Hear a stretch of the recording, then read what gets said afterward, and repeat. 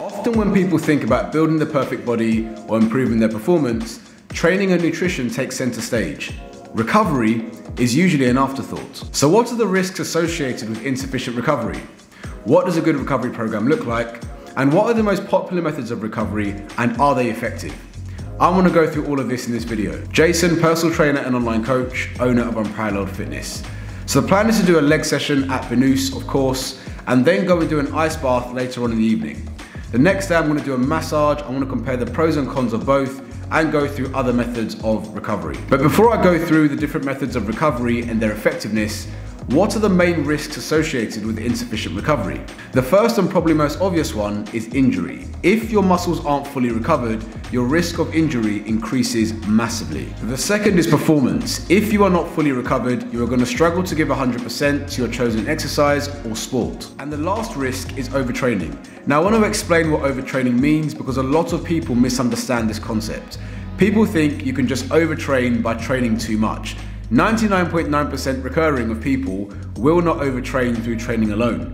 Overtraining is a state of being, so it's usually the lack of sleep, the lack of proper nutrition. It's a state that your body's in. You can't overtrain just through doing one thing.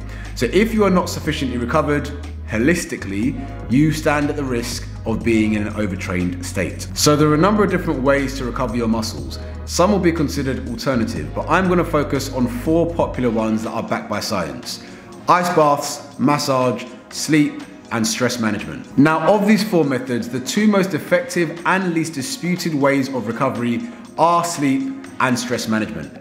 If a person is getting at least 7 to 8 hours of sleep per night and managing the stress they place on their body and having their lives as a whole, they will be well on their way to sufficient recovery. Simple enough. Let's move on to ice baths, cold water therapy, cryotherapy. They all fall under ice treatment. Just finished training legs at Soreness. I'm in pieces, so I'm off to do an ice bath at a place called Longevity. Breathe in, letting go. Just keep on going. No pause between inhalation and exhalation. Let's do it.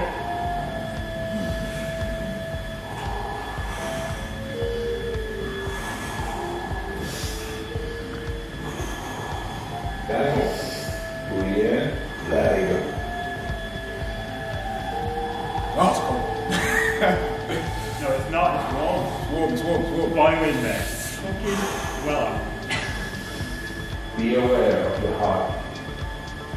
Slow it down. And just be this moment. 10 minutes. 10 minutes. Can you do a favor? Ooh, ice bath finished. So 15 minutes submerged in water up to your shoulders.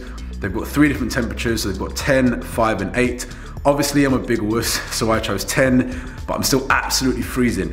The whole point is to focus on your breathing using Wim Hof techniques and just allow the muscles and body to recover. So I'm absolutely freezing. I'm gonna go home and warm up. So it's a day after my ice bath. It was cold. I don't wanna make any bones about it. It was only 10 degrees, but it was absolutely freezing. I can still feel it in my toes. But was it worth it, and did it help me adequately recover? Now this is very controversial, namely because a lot of the top athletes use this method of recovery, such as LeBron James and Cristiano Ronaldo. Now with their physiques and their performance, it's very difficult to argue against this. But what does the science say? Science says that it kind of depends on your goal. If performance is your priority, then an ice bath is an effective method of recovery. This is because it reduces muscle soreness and inflammation. Now, if you're training 6 to 8 times a week, like the top athletes do, this is going to help you recover for your next session. However, if muscle growth is your priority or hypertrophy, then this is probably not the best method of recovery, simply because the inflammation associated with exercise is actually one of the key growth factors that you need to build muscle. So reducing inflammation in this instance is not beneficial and could actually harm your muscle gains. So the final method is massage therapy. Now massage, it's time to get my hair cut.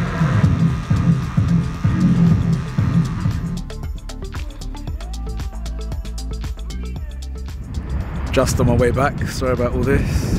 So I'm off to get a much needed massage, full body, 60 minutes. So where are we? In here. So about to get my massage, 60 minutes full body, needed it after the week of training I had. Speak to you soon. Now, as much as that massage was amazing, it was soothing, it was Swedish, lovely ambiance, really friendly masseuse. I had a lovely glass of water, aromatic oils rubbed into my body. Shout out to Lavana Spa. What does the science say about recovery? Now again, don't shoot the messenger, but check the science. There is actually very little evidence to suggest that massage helps with performance and recovery. Now, this isn't to say that massage doesn't make any difference whatsoever, but from the science, the difference in terms of percentages is very small. Now, there are other benefits outside recovery that are associated with massage. One is flexibility. Massage can help to improve your range of motion. And the second is psychological. You're in a dimly lit room with nice music. It can help you to de-stress and unwind. So I'm certainly not knocking massage. I regularly get massages. What I'm speaking about specifically is massage, or the Theragun for that matter, being held as the holy grail for recovery. According to science, they're not. So by all means, include massage as part of your recovery protocol, but it's not a deal breaker if you don't do it. So in this video, I focused on recovery methods.